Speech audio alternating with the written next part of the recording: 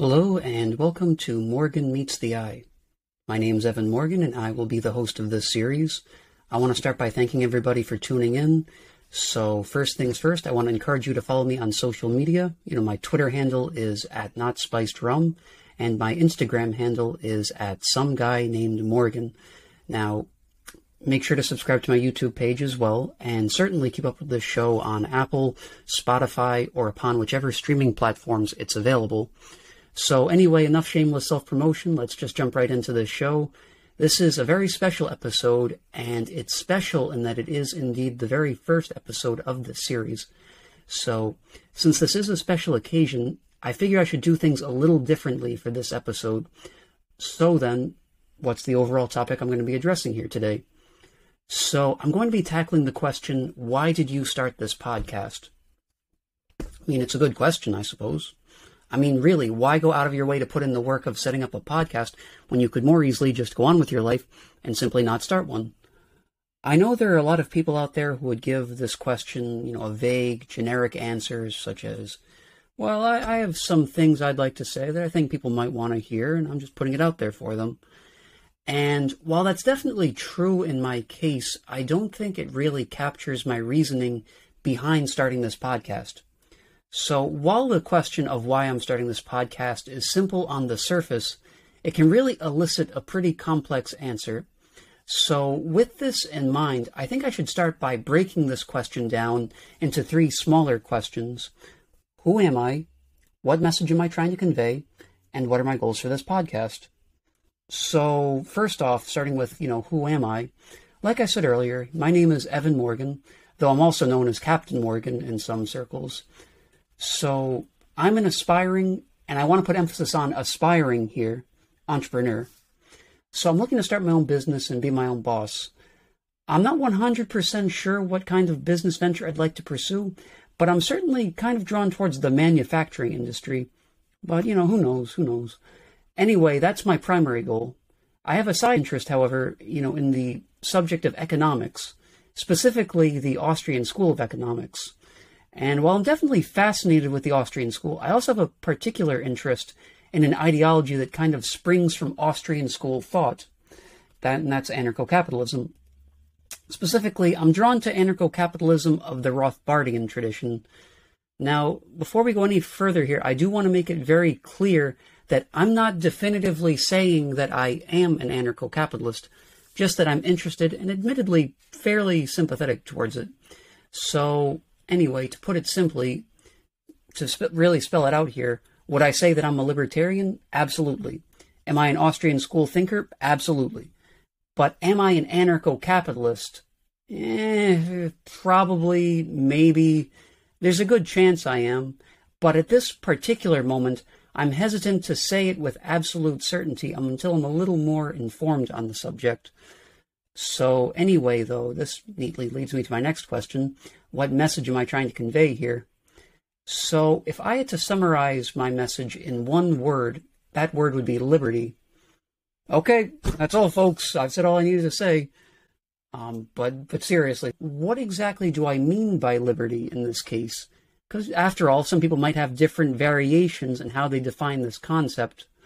I'm talking about liberty as freedom from outside coercion, as in, you don't have to do anything. You have the right to act in your own self-interest. But keep in mind, though, that there is another side to that, whereas you also have the responsibility to deal with the consequences resulting from your actions.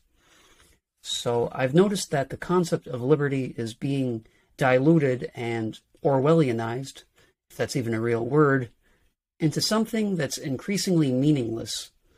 Nobody's going to come right out and say that they oppose liberty, but when you actually look past their words and focus on their actions, they really might as well.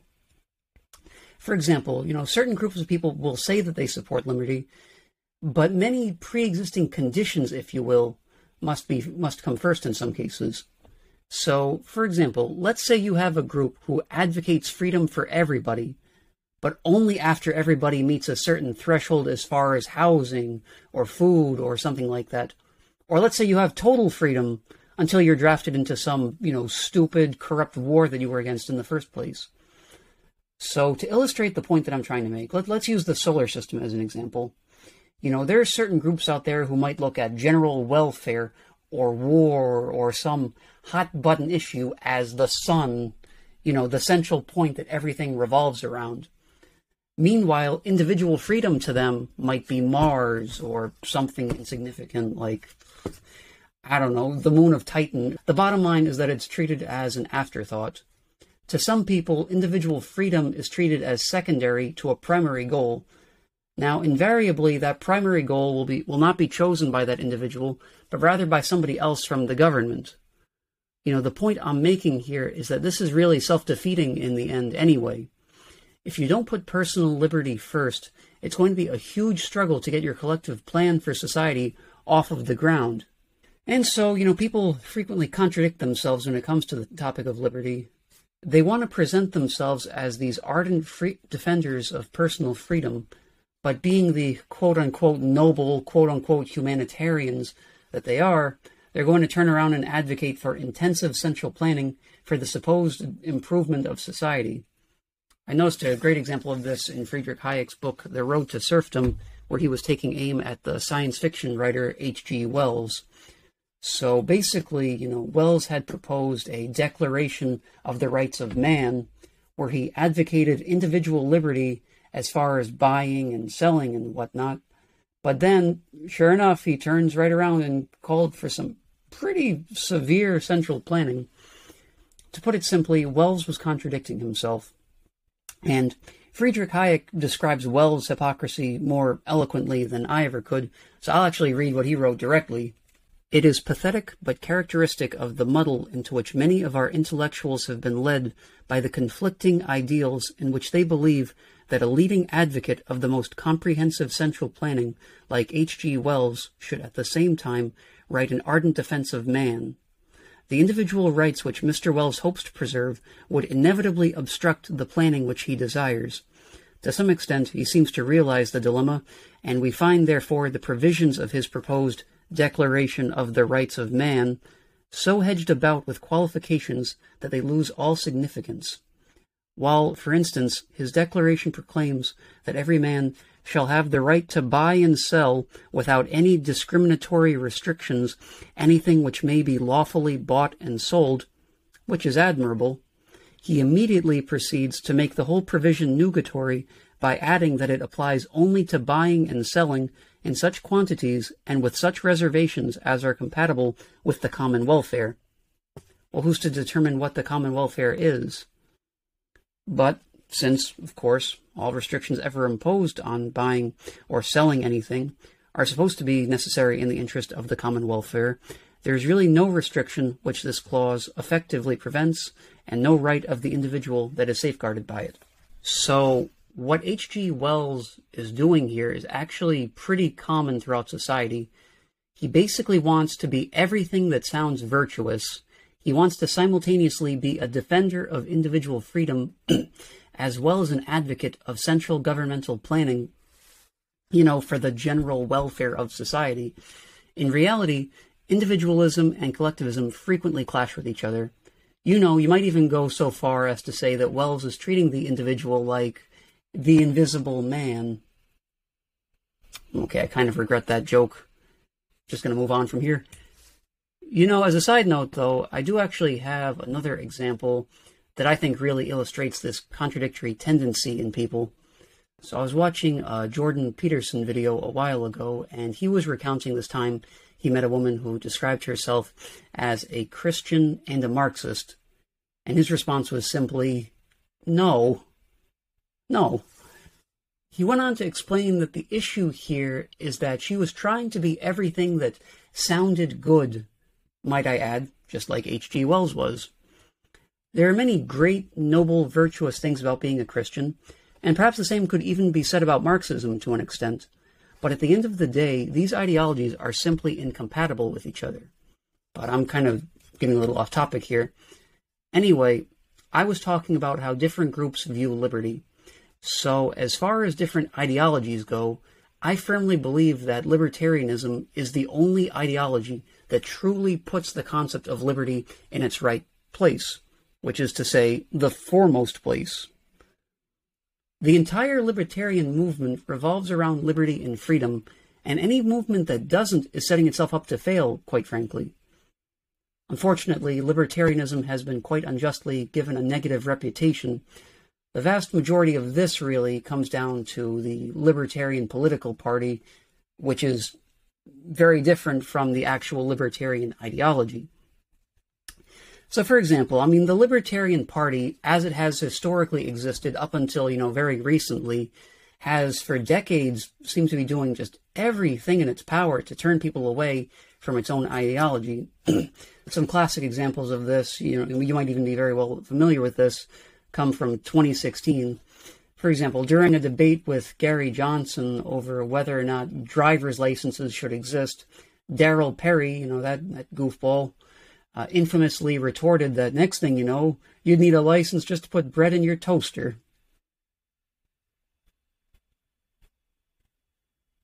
Now, what bothers me most of all about this ridiculous response is that it not only distracted people from the deeply bureaucratic, inefficient, and cumbersome licensing system that we already have right now, but it's probably going to leave them thinking that it's the only system that's actually going to work, when there are plenty of superior privatized solutions to this issue.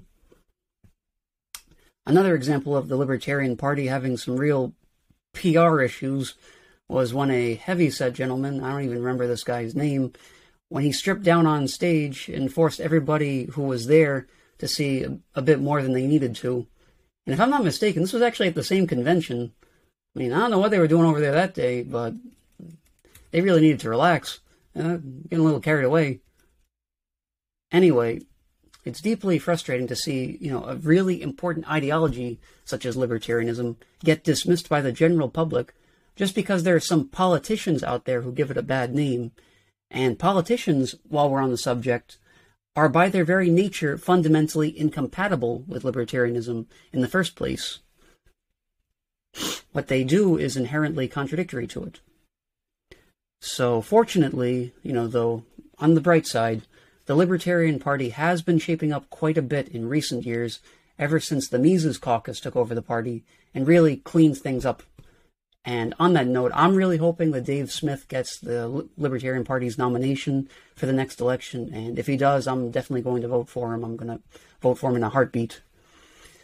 So anyway, the point that I'm really trying to make here is that the Libertarian Party does a better job protecting liberty, freedom, and property rights than any other group in this country. There may be slight variation in opinion across different libertarian factions, but probably the one thing that is universally agreed upon in libertarianism is that state intervention should be as minimal as possible. So to repeat this, libertarianism is a movement synonymous with minimal state intervention. And what I find makes this a particularly useful definition of liberty is that it actually identifies the main threat to liberty, and that is the state. So according to libertarianism, an ideology which I deeply ascribe to personally, governmental intervention is antithetical to liberty. Liberty is by its very nature individualistic, and the state, in turn, is by its very nature anti-individualistic. So the message that I'm trying to convey with this series is that the government is causing a social crisis. This crisis is happening right now all around us. It's the status quo. Just look around you. The middle class is shrinking. The income inequality has skyrocketed, and the cost of living has become much more burdensome over the last several decades. And ironically, these are frequently used as left-wing talking points. So while I agree that these are severe problems, I strongly disagree with the left that the best antidote for these social and economic issues is more government intervention. When you ask a leftist what they think is really causing these problems I just listed out, they're going to tell you, corporate greed. But they're not really giving you the full story here. What these big government left-wingers leave out is that it's not corporate greed in and of itself, but corporate greed acting through and manipulating the state. That is, cronies using the government as an instrument to meet their demands. They're manipulating it for their own desires. So how exactly is the government the cause of these social problems? we can start with taxes, which, no state can function without in the first place. Obviously, taxation is theft, and in the same sense that fire is hot or the grass is green. And it leaves those who will get taxed with less money to use in the private sector, quite obviously, than they would have had otherwise. There are definitely a lot of people out there who are quick to, roll their eyes and dismiss people such as myself who resent taxation, because their logic is that taxation is the only means of propping up the poor, and so many goods and services would be impossible without it being forcefully implemented on society. Now, granted, yes, there may be some good things throughout society that are being funded by taxes, but that's not really the point I'm making here. My bottom line is that even if something beneficial is paid for by taxes, what about the goods and services that cannot be produced because that money was taken from the private sector? For example, the government can spend millions and millions of dollars just building a bridge, but these are millions and millions of dollars that the consumer could have spent on other goods and services. I mean, unfortunately, we can physically see the bridge, and we can't see the other things that could have been produced, so the bridge naturally has an advantage over it, and the rest gets ignored. And furthermore, just as a side note, the government's building projects, whether roads, highways, bridges, whatever, they're constructed by private companies anyway. It's simply paid for with public money. I mean, what if the general public isn't actually interested in the bridge or this building project that they're making? What if the government making it has ulterior, self-centered, motives for building it? What if it's not so much for the public interest? I would say that the best way to measure the public's demand is by letting them make the decision privately with their own funds. I mean, why can't the money that is being put towards these taxed services be funded privately? If there's not enough demand for them, why bother setting them up? And I should also mention that the government's money doesn't come exclusively from taxation, but also from printing more money. This increase in the supply of money lowers the value of each dollar because, it's going to become more abundant and money becomes less scarce, so each individual dollar becomes lower in value. And this process is what we call inflation. So basically, with inflation, you end up losing your own wealth just by saving money. Because as your money just sits in your bank account, it becomes less and less valuable over time. And I would say that by disincentivizing saving money, building up savings, to disincentivize that and to encourage people to just spend and spend and spend, is the definition of short-sighted. So right now, at this moment, America has a fiat currency system. And basically what this means is that the money is tied to nothing. And this is common not just of America, but around the entire world. 100% of the value of our money comes from the government saying what its value is.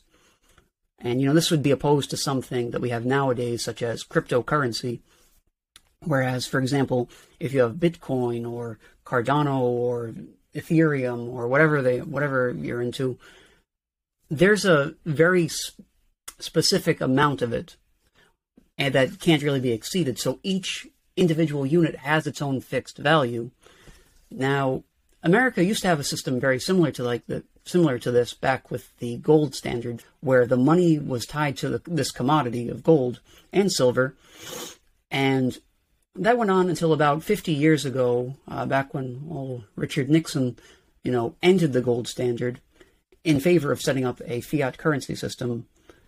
And ever since that has happened, ever since, America was taken off of the gold standard, our wages have stayed the same, but the price of our goods has steadily increased. And as a result, the cost of living has become worse and worse over time. So because of this, if you want to look at what's really causing the problems, don't go blaming, the private sector, but rather blame the public, the public sphere, the government, for essentially, crippling our financial system and leaving us with outrageous inflation and a terrible cost of living. But despite this, if you ask the general public how they feel about a centralized government, you're going to find some that love it, some that hate the government. But regardless of whether they love it or hate it, the vast majority of people that you're going to find are going to say that the government is absolutely necessary. As bad as the government is, as much as it may tax people, as much as it may burden us, the problems it may cause in society, it is something that is desperately needed. And if you ask them, why do they think we need a government? Why do we need a centralized state? They'll tell you that the state is really the only means of security that we can have here. So basically, according to them, civilized society depends on centralized government. Now this begs a bit of a question here, and that is, what is actually needed to preserve order and security? Does it follow necessarily that only the state can provide this? For example, courts, police, and prison currently maintain a modicum of order and security, but what makes them solely operational under the state? Why is that only the government that faces no competition, that has a monopoly by force? Why are they the only ones who can maintain, courts, police, and prison? I don't have a satisfying answer to this, and neither do any of my opponents. So this brings me to the writer, Frederick Bastiat. He had an idea of what the law should be, what its boundaries should be, and the boundaries it should not actually overstep. So basically, he discussed the idea that the government was committing essentially legal plunder. It was essentially a legal means of theft. And that in his view, the law's only purpose, the only reason we should have, law in the first place, is to protect personal property. And the government should never exceed these boundaries. However, if you look at things such as taxation, inflation, the corporate bailouts, these infrastructural projects, the forced monopolies that are created for special interests, that really has nothing to do with what Bastiat was saying. That goes far beyond protecting, personal property. That's, basically, if you look at all of these examples are going to inevitably commit legal plunder in some way. So the third and final question that I wanted to answer was, what are my goals for this podcast exactly? So obviously, I want my podcast to be successful. I want it to do well. I want to have a podcast that, accomplishes something. Now, how do I define successful? So basically, in my view, a successful podcast for me would be to build up a wide audience. And my audience does not necessarily have to ascribe to the Austrian school. In fact, it might even be preferable to have people who disagree with me. But basically, I'm trying to spread a libertarian message here. And that message, if I had to summarize it all, as quickly as possible in just the shortest, most straightforward sense, my message would be that you can do whatever you want as long as you aren't jeopardizing, the actual safety of others. And I personally don't know what critics of libertarianism would have against this message. But that leads me to my next point. Why are people who disagree with me more important than those who already do? I want to speak to people who can essentially, make me challenge my beliefs and make me examine them as deeply as possible. I don't want to simply sit here and be set in my beliefs. I want to, question my own beliefs, and I want to find what the truth is. And if we can put forth our differences and, stop clinging to our ideologies and, look into that, then maybe we can find, the truth here. And while I firmly believe that, libertarianism is the way, maybe people can make me question the more intricate details of that. So this podcast, I'm doing a solo episode right now, and while I do want to get guests, I plan for this show to essentially be a mix of solo episodes and interview episodes as well.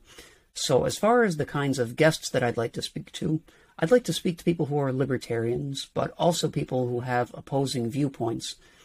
And admittedly, there are, many people out there who do have opposing viewpoints. After all, the Austrian school is a fringe school of thought.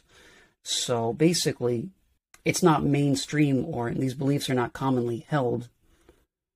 And furthermore, I'd like to, make a living off of this podcast. I mean, financially, as a private citizen, I do have a profit incentive, which is more than can be said for the government. I'm not sure what the future holds personally. I don't know what's going to become of Morgan Meets the Eye in the long run, but I'm hopeful in the end. And, I do plan to put my best foot forward as far as this podcast. So that basically explains why it is that I started this podcast. But, I feel as though while I've been answering these questions, I've begged a few more in that, I also have to ask, why am I an Austrian school economist? For example, why am I wishing to be an entrepreneur? These are questions that I think are pretty important, really. As for why I am an Austrian school economist, it really comes down to the question of what does the Austrian school actually believe? They believe in a type of methodological individualism. They are opposed to the government intervention in the economy, and they advocate more of a laissez-faire private enterprise. So we can look at the Austrian school essentially as opposed to Keynesianism, where they will use government spending to get out of recessions. The Austrians recommend lessening the spending and letting the market correct itself. What exactly is the issue with government spending? Well, we have to look at it as, how does the government obtain the money that it spends in the first place?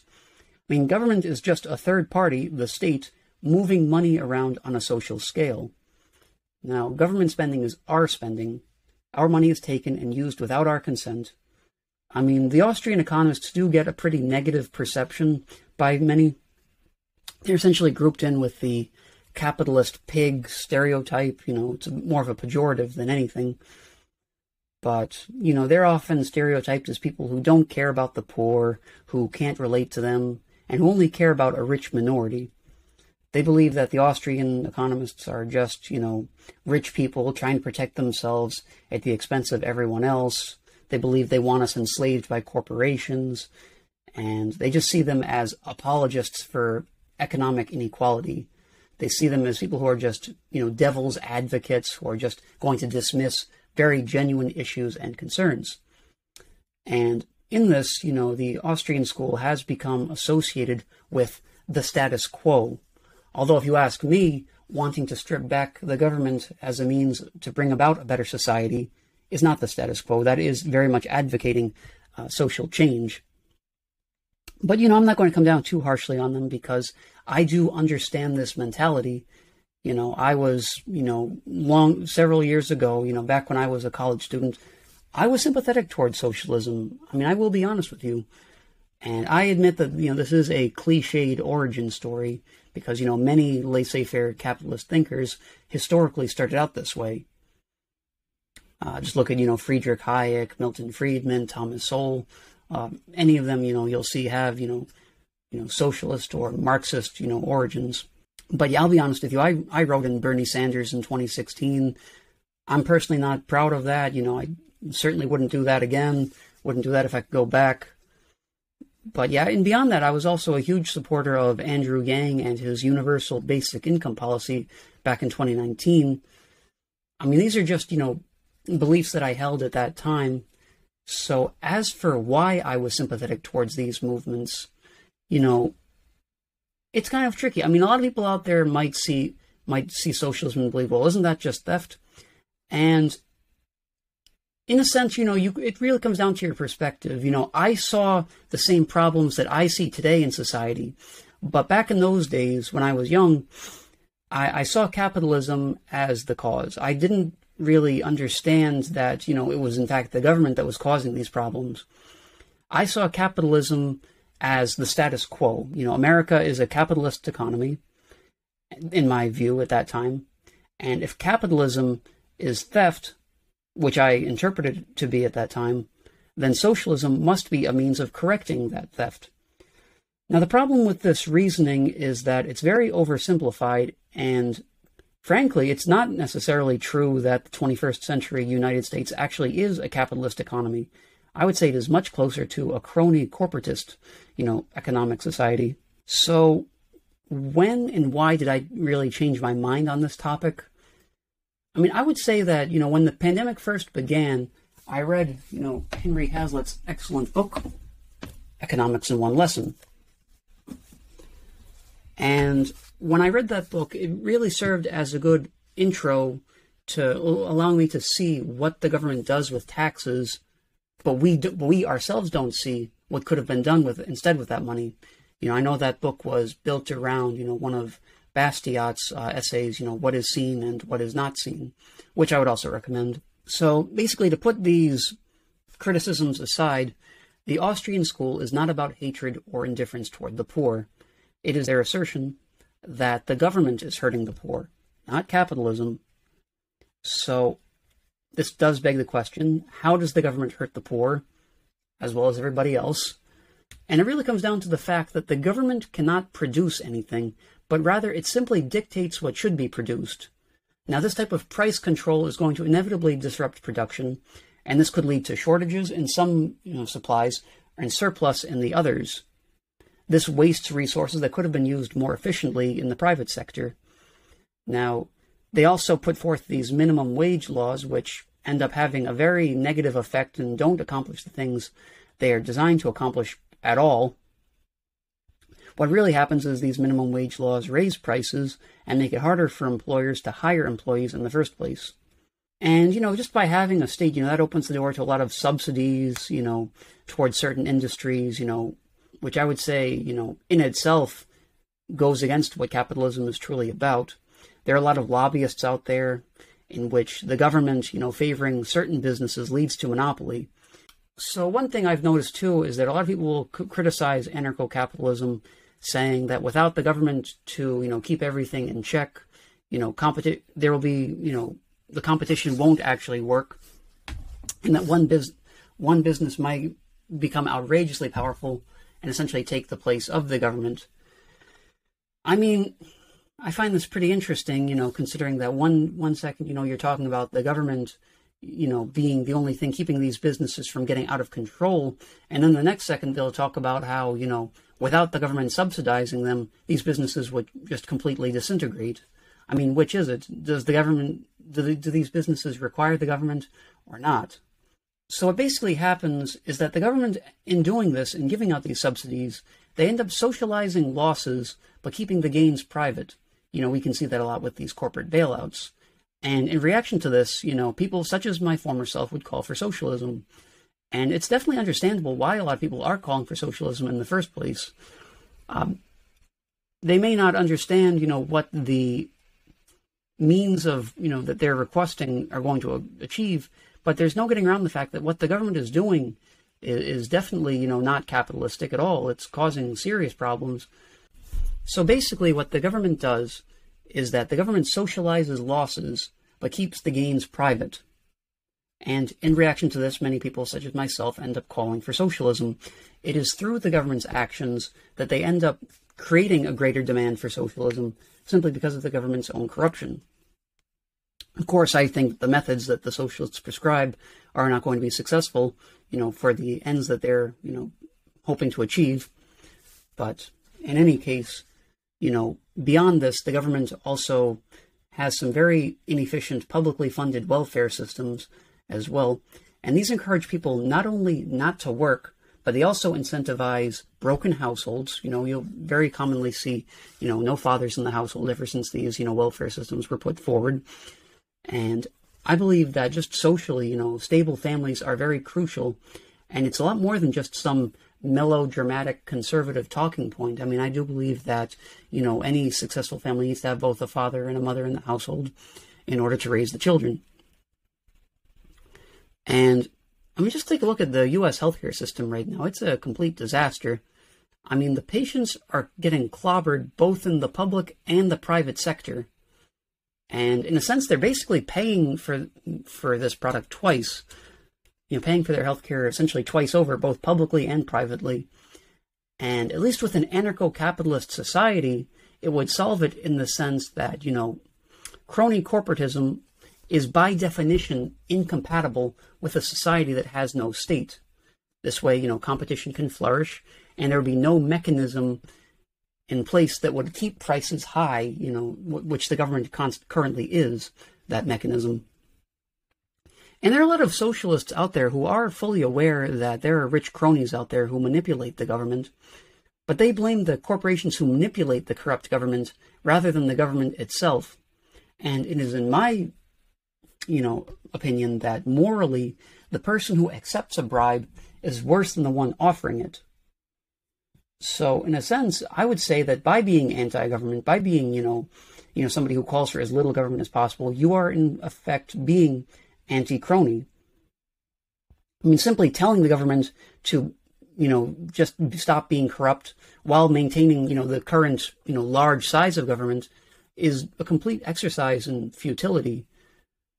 And, as far as the, stereotype of the Austrian school economist, the idea of protecting the ultra-rich 1% at the expense of the remaining 99% is really a misconception. I would say a more accurate portrayal of it is that the means that the vast majority of other economic schools of thought that they prescribe are self-defeating, and they're not going to bring about the prosperity that they claim is going to come from them.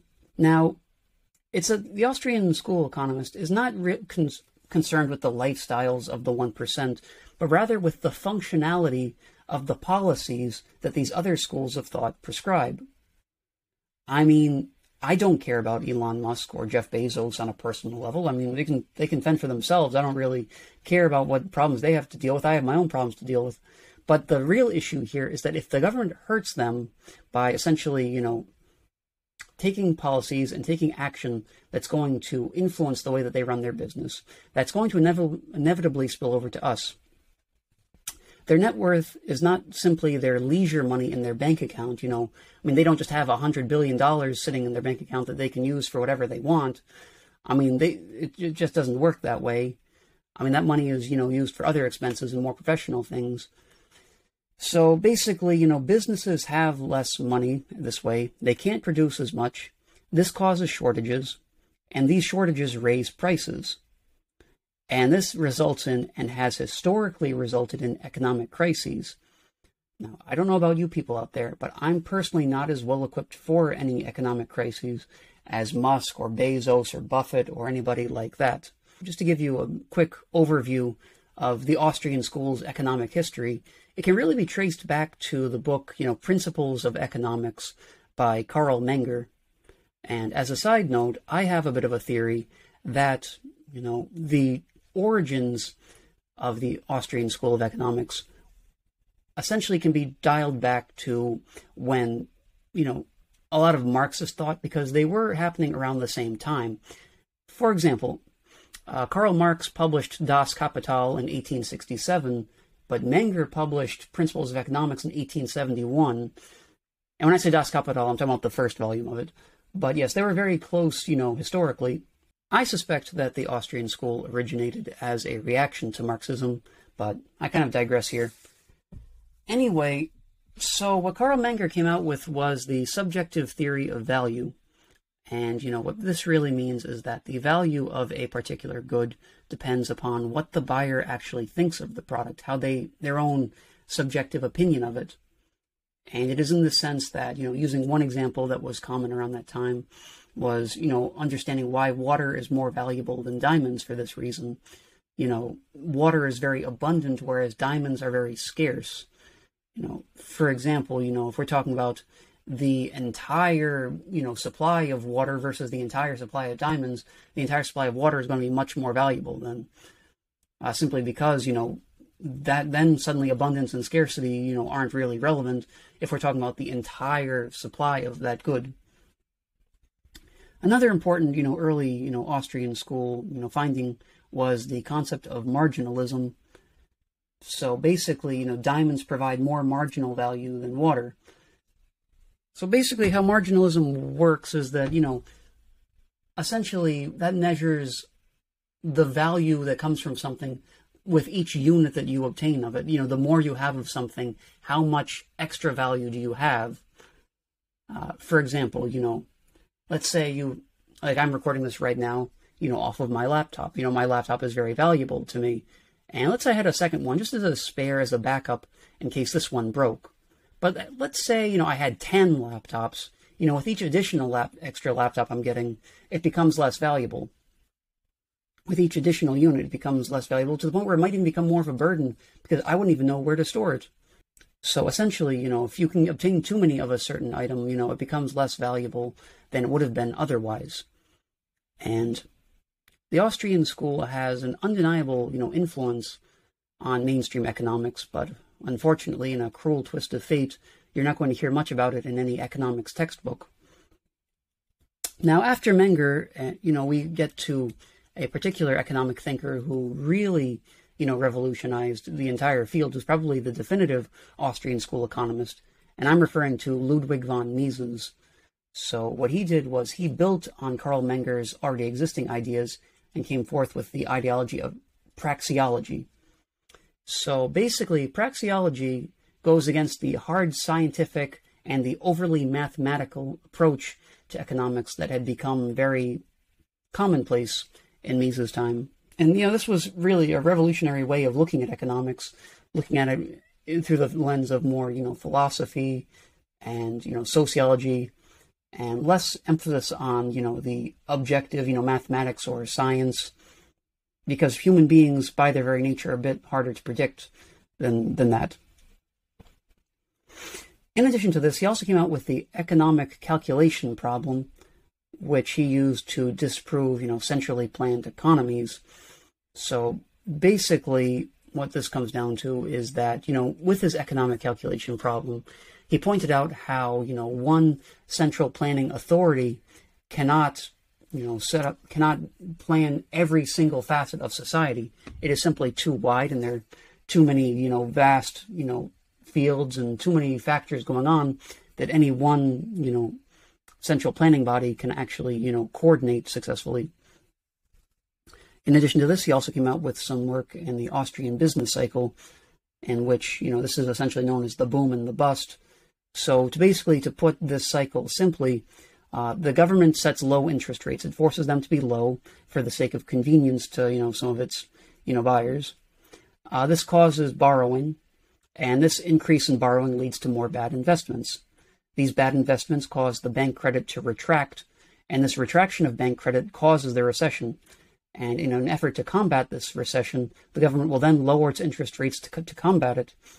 And once again, the cycle repeats all over again.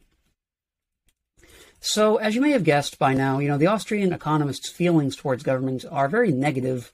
The Austrian school, notices that in its pursuit of individual freedom, the government is very frequently clashing with that. It very frequently does things that go against that, those values. So, for example, taxation itself, is blatantly anti-individualistic. If you just look at that, for example, you're taking money away from individuals without their consent. You're coercing them, taking their money away, and it's hard to really put an individualist, spin on that. Anyway, to give you some historical background here, Ludwig von Mises, around the time of World War II, as a Jewish person living in Europe, he had to, essentially flee to the United States. And from there, he taught, Murray Rothbard.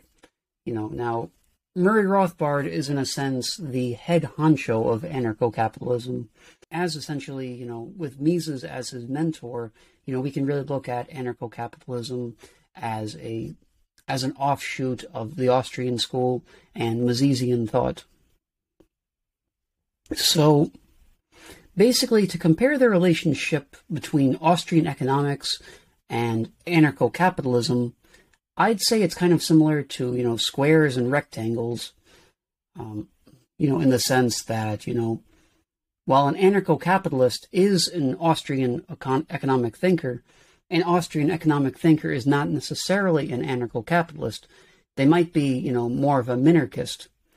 So basically, there's a bit of a contrast between anarchism and minarchism. The latter term, I must give credit to Samuel Konkin for coining that term. So basically, anarchism and minarchism sound like they would be similar because, small government is only slightly more than no government in terms of the amount of government. But although this is how it would appear on the surface, the mentalities behind them are very different. And they're different in the sense that people who believe in small government are of the belief that a centralized government is still required, as small as it may be, because the, central government fulfills a unique purpose no other institution can. And I certainly agree with that, although I would question whether or not that purpose is, positive or negative. But basically, the consequences of implementing, an anarcho-capitalist society or, a small government society are inevitably going to be different. And they're different in the sense that even a small government is still going to require taxation to exist. And just in order for a state to exist, there is going to have to be some degree of forceful monopoly. And, there's a frequent joke among, anarcho-capitalists that the difference between a minarchist and an anarchist is about 6 months. So what this joke refers to is just that, a minarchist, their belief of where the government's, jurisdiction should be, what its required role should be, is going to steadily keep eroding over time until they eventually become a full-blown anarcho-capitalist. So in short, minarchists would believe in a small state, anarchists believe in no state. And, one could say, as an anarcho-capitalist, that, small government is a small mistake, but it's still a mistake nonetheless. Because, think about it. If you have a small government, where exactly do you draw the line between small government and medium government or big government? Depending on the size of the government, it's still going to leave the door open for any government to keep growing. Just look at what happened to the U.S., for example. We went from the founding fathers back in the 1700s setting up a series of checks and balances to people getting fired for not getting a vaccine, the science behind which was objectively questionable at that time. There's no debating the fact that, it was by no means, an absolutely safe and certain, vaccine. It was controversial for a reason. But anyway, anarcho-capitalism is deeply misunderstood, and I've noticed that most of the criticisms of it tend to really be ad hominems and straw man fallacies. So to give you an example here, a lot of people will say that anarcho-capitalism isn't even anarchism in the first place. So, I could probably do a full episode about this one later on because it's such a major point of contention. But the ideology really comes down to the fact that, anarcho-capitalism is different from other forms of anarchism in the sense that all ideologies are different from one another. Otherwise, they would be, synonyms. But this is really an issue more of semantics than actual, utility. By addressing, by simply saying, anarcho-capitalism can't be classified as anarchism, you're not really addressing the heart of the issue. Is anarcho-capitalism anarchism is a less important question than, is anarcho-capitalism efficient or is it functional? Is it a superior ideology? So basically what they say is that anarchism means no hierarchies, to which I say it is not hierarchies that hurt people, it is force. And force can exist independently of hierarchies, so abolishing these hierarchies is not going to abolish external coercion. There will always be hierarchies no matter what system exists. And, they recognize this, so anarchists will often try to, put forth some type of distinction between natural hierarchies and social hierarchies. Or let's say, they'll try, when they say that they're against, private property, they also try to clarify that they're not against personal property. But frankly, I think a lot of these anarchists set up some really vague distinctions that are open to personal interpretation. And in that sense, I believe that you're really setting yourself up for some problems here. Another frequent, complaint is that, without regulation by a third party, businesses are just going to take advantage of consumers. Now, I want to clarify here that I'm not against regulation in itself. I'm just against regulations from a centralized government. Because when the government does this, it tends to be, bureaucratic, cumbersome, and inefficient. So what I would propose instead would be more of a private contract system, a system in which, there are contractual agreements with any business transactions. Let's say somebody's building a road, let's say somebody's building houses. Whoever's building that house would be bound by a mutually agreed upon contract to do a job according to certain criteria by the person whose, the job is being done for. And another criticism is what prevents businesses from taking advantage of their own people. So marketplace competition, unrestrained by government interference, is going to keep prices in line because if you, gouge, your prices, you're opening the door for somebody who's, has a cheaper, product to come in and, essentially take that lion's share of the market from you. So monopolies are caused by government intervention, as, economic, research will tell you. And it's very common as well that, some people will say that in an anarcho-capitalist society, everybody will just rob and kill each other. This is probably my personal favorite of the criticisms because, why would you even go into business in such a society in the first place if you're just going to get a bullet instead of a paycheck at the end of the job? So basically what anarcho-capitalism prescribes is the non-aggression principle, which basically says you cannot initiate force on others, and if so, you are setting yourself up for, a privately legal, pushback. Just look at the flaws that we currently have in our status quo, for example. The way crime is so inefficiently handled by our legal system at the moment. If you see the police, for example, if you call them, they won't show up until long after the fact.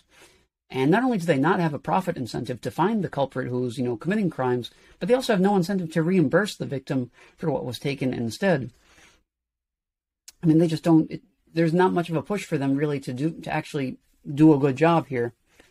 And I would just say that it is crucial to understand that anarcho-capitalism is not against X or Y, as public goods or services, but it's simply against them being regulated and monopolized by a centralized government. So from here we can talk about, what would an anarcho-capitalist world actually look like? And there's not really a specific set of rules that you would have to follow necessarily. There's really no concrete vision. So, the closest I could say would be that you'd be able to keep all of your money. You would have far more options for security or schools. Businesses would be able to start without, such a heavy tax burden, and prices would be lower as well. So the overall, a better cost of living. And, as a counterpoint, to a lot of what we have currently with the government and central planning, I think just the question of asking what your ideal world would look like is kind of a moot point. If you have a specific concrete vision for the whole of society, you'll most likely need central planning, which is going to fall victim to the economic calculation problem, as described by Mises anyway. In an anarcho-capitalist society, there would be no taxation. You would know where your money is going, and you'd be able to keep track of 100% of your own expenses this way. And in a sense, this would be a much more direct representation of supply and demand, in that everybody would be spending their money on what they want to. There's no income in an industry. If there's no income, in any industry or, individual business, then there's no demand. And if there's no demand, then there's no reason, nor is there even the ability to produce more of that good or service. But anyway, just wrapping things up here, why do I want to be an entrepreneur? In all my dreams and all my fantasies about the future, I've never once dreamed about being somebody else's employee. And, as far as finding one's purpose in life, I just don't think that, that's something I can really achieve in my current system. I think being an entrepreneur is probably a good direction to go, moving forward. I've had some past experiences, working for others, in different, 9-to-5 environments. And, they've been just basically different. They've been pretty consistently negative, some a lot more negative than others. But basically, I do recognize that, the entrepreneur in any, society is going to be crucial. An economy can't exist without businesses, and businesses can't form without an entrepreneur putting in the work and, making the investments and, holding the business together. If you look at, the economist Joseph Schumpeter, he, explained that the entrepreneur is essentially the main source, the main conduit of economic value, and goods and services as we know them originate from entrepreneurs. And what really, I think draws me to my current ideology is that capitalism is much more welcoming of entrepreneurs than other economic systems. There's part of me that is, that does respect, anarchist schools of thought such as mutualism, or the individualist anarchists such as Benjamin Tucker or Lysander Spooner. But I mean, I can't really recognize them because they're just very much against the entrepreneur, because they, seem to be, opposed to, capitalism as we know it. And furthermore, I can't accept the labor theory of value that they prescribe to. I am very much, committed to the subjective theory of value. And furthermore, I mean, the individual, entrepreneur takes on great risk. He's the one investing money into it. And, businesses, as we know them, are prone to fail, especially initially, that can be very rocky getting a business off of the ground. So the entrepreneur does have a shot at rich rewards. And, you'd be hard pressed to get rich working in, a 9-to-5 environment. And frankly, I just, at the moment, don't see myself being highly, being richly rewarded in my current, call center job. So hopefully, in time, I'll be able to essentially get out of there and, eventually become the self-employed person that I am striving to be. I mean, as far as, being an entrepreneur, another thing that really jumps out at me is the creativity involved. And I don't think it gets much more directly creative than working in the manufacturing industry. You are creating a product very directly that people can actually use and derive some value from. So I also love the freedom that you get from the idea of being, your own boss, in the sense that you have control over your own life. I guess you could say I really am, looking for liberty in this case. But at the end of the day, I'm just trying to become more than just another cog in the machine, so to speak. So wrapping this up, in concluding this episode, this is my first episode, and, I wanted to address the question of, why exactly? Why am I starting this podcast? Why am I an Austrian school economist? Why do I want to be an entrepreneur? And I think that asking why is just a very important question here, because it allows us to look beyond the surface and see the true nature of these economic issues. So I don't think it's asked frequently enough in politics, in economics, in society, in any field, really.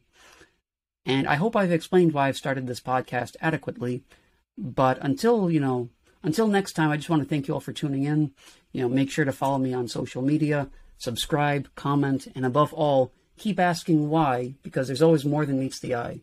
This has been Morgan Meets the Eye. Thanks very much, everybody, and thanks for tuning in. Bye-bye.